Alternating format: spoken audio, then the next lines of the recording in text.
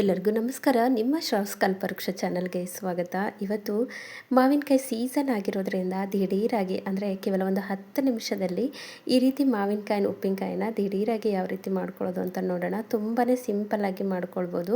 ಹಾಗೆ ಈ ರೀತಿ ಮಾಡಿಟ್ಕೊಂಡು ಯಾವುದೇ ಫ್ರಿಜ್ಜಲ್ಲಿ ಇಡದೆ 15 ದಿನ ಆರಾಮಾಗಿ ತಿನ್ಕೊಳ್ಬೋದು.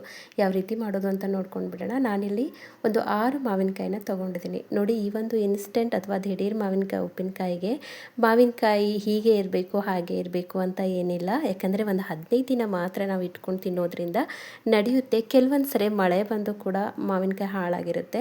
ಆ ರೀತಿಯಲ್ಲಿರ್ತಕ್ಕಂಥ ಮಾವಿನಕಾಯಿನ ಕೂಡ ನಾವು ಬಳಸ್ಕೊಳ್ಬೋದು. ಒಟ್ಟಲ್ಲಿ ಇನ್ಸ್ಟೆಂಟಾಗಿ ಮಾಡ್ಕೊಳ್ತಕ್ಕಂಥ ಮಾವಿನಕಾಯಿ ಉಪ್ಪಿನಕಾಯಿಗೆ ಮಾವಿನಕಾಯಿ ಇದೇ ರೀತಿ ಇರಬೇಕು ಅಂತ ಏನಿಲ್ಲ.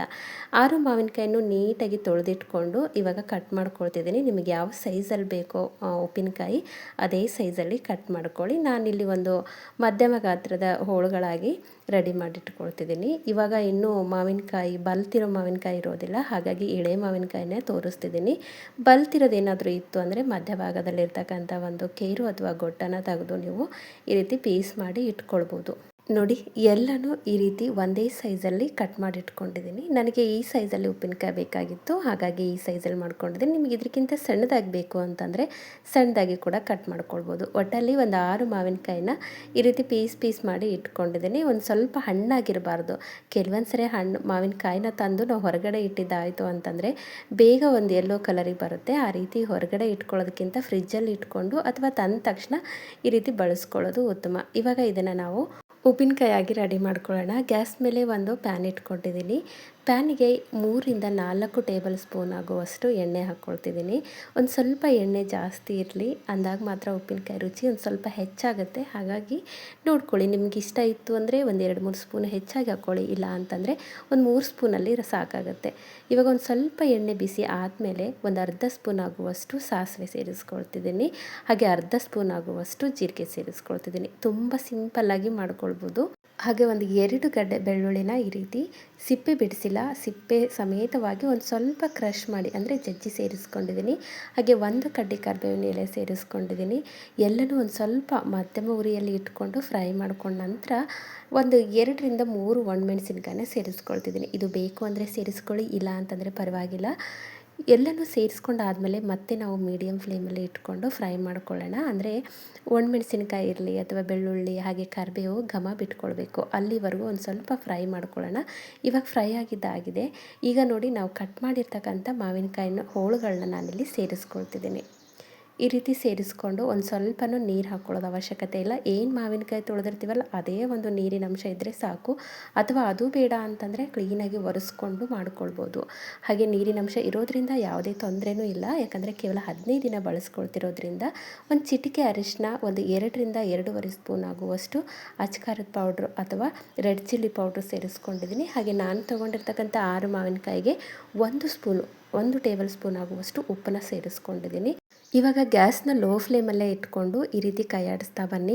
ನೋಡಿ ಎಷ್ಟು ಪರ್ಫೆಕ್ಟ್ ಆಗಿರುತ್ತೆ ಅಂತಂದರೆ, ಈ ಒಂದು ಉಪ್ಪಿನಕಾಯಿನ ಯಾರಿಗೆ ಉಪ್ಪಿನಕಾಯಿ ಮಾಡೋಕ್ಕಾಗೋದಿಲ್ವೋ, ಅಥವಾ ಕೆಲವೊಂದು ಸರಿ ಮಾವಿನಕಾಯಿ ಮನೆಯಲ್ಲಿ ಜಾಸ್ತಿ ಉಳಿದಿತ್ತು ಅಂತಂದರೆ, ಅಥವಾ ಸಭೆ ಸಮಾರಂಭಗಳಲ್ಲಿ ಇನ್ಸ್ಟೆಂಟಾಗಿ ಉಪ್ಪಿನಕಾಯಿ ಬೇಕು ಅಂದರೆ ಈ ಒಂದು ಮೆಥಡಲ್ಲಿ ಟ್ರೈ ಮಾಡಿ. ತುಂಬಾ ಪರ್ಫೆಕ್ಟ್ ಆಗಿರುತ್ತೆ. ಹಾಗೆ ಈ ಉಪ್ಪಿನಕಾಯಿನ ಕೇವಲ ಅನ್ನ ಅಥವಾ ಇನ್ನುಳಿದಂಥ ಪದಾರ್ಥಗಳ ಜೊತೆಗೆ ಸೈಡ್ ಡಿಶ್ ಆಗಿ ಬಳಸ್ಕೊಳೋದಿಲ್ಲ. ಎಷ್ಟೋ ಸರಿ ರೊಟ್ಟಿ ಚಪಾತಿ ಅನ್ನಕ್ಕೆ ಏನೂ ಇಲ್ಲ ಅಂತಂದಾಗ ಕೂಡ ಈ ಒಂದು ಉಪ್ಪಿನಕಾಯಿನ ನೀವು ಬಳಸ್ಕೊಳ್ಬೋದು. ಅಷ್ಟೊಂದು ರುಚಿಯಾಗಿರುತ್ತೆ.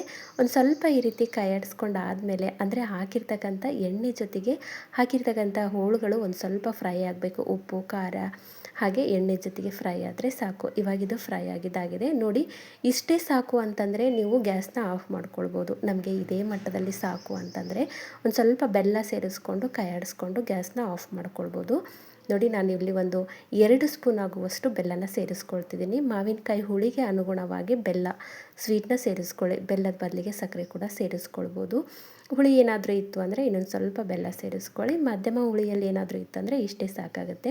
ಇವಾಗ ಉಪ್ಪಿನಕಾಯಿ ರೆಡಿಯಾಗಿದೆ. ಇಷ್ಟಾದರೆ ಸಾಕು ನಮಗೆ ಅನ್ನೋದಾಯಿತು ಅಂತಂದರೆ ಗ್ಯಾಸ್ನ ಆಫ್ ಮಾಡ್ಕೊಳ್ಳಿ. ಇಲ್ಲ ಒಂದು ಸ್ವಲ್ಪ ಸ್ಮೂತ್ ಆಗಬೇಕು ಅಂದರೆ, ನಾವು ಮಾವಿನಕಾಯಿ ಹಾಕಿ ವರ್ಷಗಟ್ಟಲೆ ಇಟ್ಕೊಂಡು ಒಂದು ಸ್ವಲ್ಪ ಮೆತ್ತಗಾಗೋವರೆಗೂ ವೇಟ್ ಮಾಡಿರ್ತೀವಲ್ಲ, ಆ ರೀತಿಯಲ್ಲಿ ಉಪ್ಪಿನಕಾಯಿ ಬೇಕು ಅಂತಂದರೆ ಒಂದೇ ಒಂದು ಕುದಿಸ್ಕೊಳ್ಬೇಕಾಗತ್ತೆ. ಇಲ್ಲ ನಮಗೆ ಬೇಡ ಅಂದರೆ ಇವಾಗಲೇ ಗ್ಯಾಸ್ ಆಫ್ ಮಾಡ್ಕೊಳ್ಬೋದು. ನನಗೆ ಇನ್ನೊಂದು ಸ್ವಲ್ಪ ಮೆತ್ತಗಾಗಬೇಕು ಅನ್ನೋದಕ್ಕೋಸ್ಕರ ನಾನು ಕೂಡ ಇಲ್ಲಿ ಒಂದು ಕುದಿಸ್ಕೊಳ್ತಿದ್ದೀನಿ. ಕುದಿಸ್ಕೊಳ್ತಿದ್ದೀನಿ. ನೋಡಿ ಒಂದು ಸ್ವಲ್ಪ ಬೇಯ್ತಾ ಬೇಯ್ತಾ ಕಲರ್ ಕೂಡ ಚೇಂಜ್ ಆಗ್ತಾ ಹೋಗುತ್ತೆ.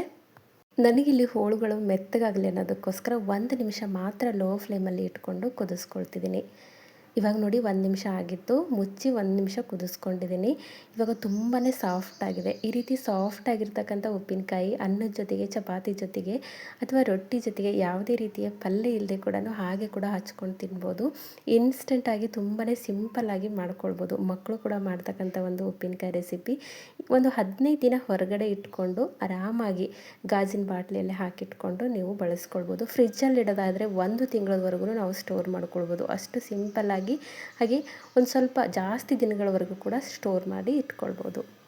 ನೋಡಿ ಬಾಯಲ್ಲಿ ನೀರೂರಿಸ್ತಕ್ಕಂಥ ಒಂದು ದಿಢೀರಾಗಿ ಅಥವಾ ಇನ್ಸ್ಟೆಂಟಾಗಿ ಅಥವಾ ಒಂದು 10 ನಿಮಿಷದಲ್ಲಿ ಮಾವಿನಕಾಯಿ ಉಪ್ಪಿನಕಾಯಿ ರೆಡಿಯಾಗಿದೆ. ಒಂದ್ಸರಿ ಟ್ರೈ ಮಾಡಿ, ತುಂಬಾ ಪರ್ಫೆಕ್ಟಾಗಿರುತ್ತೆ. ಒಮ್ಮೆ ಮಾಡಿದ್ರೆ ಮತ್ತೆ ಮತ್ತೆ ಮಾಡಿ ತಿಂತಕ್ಕಂಥ ಒಂದು ಉಪ್ಪಿನಕಾಯಿ ರೆಸಿಪಿ ಇದೇ ಒಂದು ಸೀಸನಲ್ಲಿ ಮಾತ್ರ ಮಾಡ್ಕೊಳ್ಳೋಕ್ಕೆ ಸಾಧ್ಯ. ಹಾಗಾಗಿ ಈ ಒಂದು ಸೀಸನ್ನಲ್ಲಿ ಈ ಒಂದು ರೆಸಿಪಿನ ಒಂದ್ಸರಿ ಟ್ರೈ ಮಾಡಿ. ಐ ಹೋಪ್ ಇವತ್ತಿನ ರೆಸಿಪಿ ನಿಮಗೆ ಭಾಳ ಇಷ್ಟ ಆಗದ ಅಂದ್ಕೊಳ್ತೀನಿ.